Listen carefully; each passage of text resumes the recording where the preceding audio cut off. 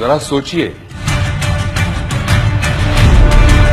मैं विक्रम बजाज लेकर आऊंगा आज आपके लिए खबरों के पीछे का रिसर्च और सच। तो अब आप भी मेरे साथ जरा सोचिए।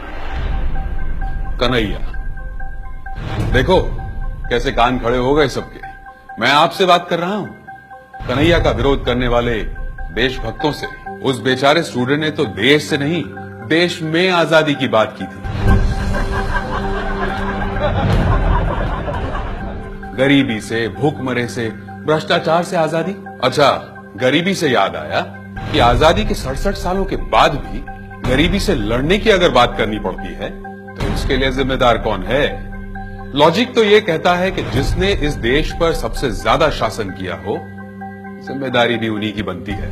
क्योंकि 67 सालों में से 60 साल कांग्रेस ने ही राज किया, तो जिम्मेदारी उन्हीं की बनती है। और पूर्वी भारत में देखें तो 40 साल तक सीपीएम और टीएमसी ने राज किया। हाँ, वही दादा और दीदी की बात कर रहा हूं। तो भैया, अब जिसने इस देश में सबसे ज्यादा शासन किया हो, कन्हैया की जंग उन्हीं के सामने होगी। और ये गंगा तो उल्टी बह रही है। कन्हैया भैया is absolutely fine with all these things. और उन्हें लगता है कि देश की सारी गरीबी, भ्रष्टाचार और भूखमरी का कारण ये नई सरकार है। नई सरकार मतलब केजरीवाल की नहीं। ओके, तो फिर बचा कौन? ये 2 साल पुरानी मोदी सरकार, जिनके सर पे हमने 67 सालों की समस्याओं का टोकरा डाल दिया। और असल में इस देश को गरीबी देने वालों के साथ कन्हैया भैया बन गए थियरीज की दुनिया के सुपर हीरो, जो ये तो बता सकते हैं कि इस देश में खराब क्या है, लेकिन इस देश को अच्छा करने के लिए क्या करना चाहिए ये नहीं बता सकते। इन्हें ये तो पता है कि अफजल की बरसी कैसे मनानी है, पर लोगों के लिए टॉयलेट्स कैसे बनाने हैं ये नहीं पता। इन्हें युवाओं को उकसाना तो आता है, लेकिन इन्हीं युवाओं को जॉब्स कैसे देने हैं ये नहीं आता। इन्हें ये तो पता है कि कश्मीरी नारेबाजों को जेएनयू कैंपस में कैसे घुसाना है, लेकिन ये नहीं पता कि देश को सुरक्षित कैसे रखना चाहिए।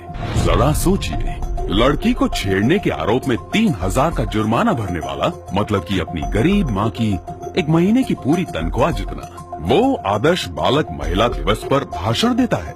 मतलब कि लड़की छेड़ने वाले क्रांतिकारी और बेटी बचाओ बेटी पढ़ाओ का सूत्र देने वाले अत्याचारी। लीजिए ब्रेकिंग न्यूज। अभी अभी न्यूज मिली है कि पश्चिम बंगाल में सीपीएम ने कन्हैया भैया को चुनाव के लिए स्टार प्रचारक चुना है। समझे?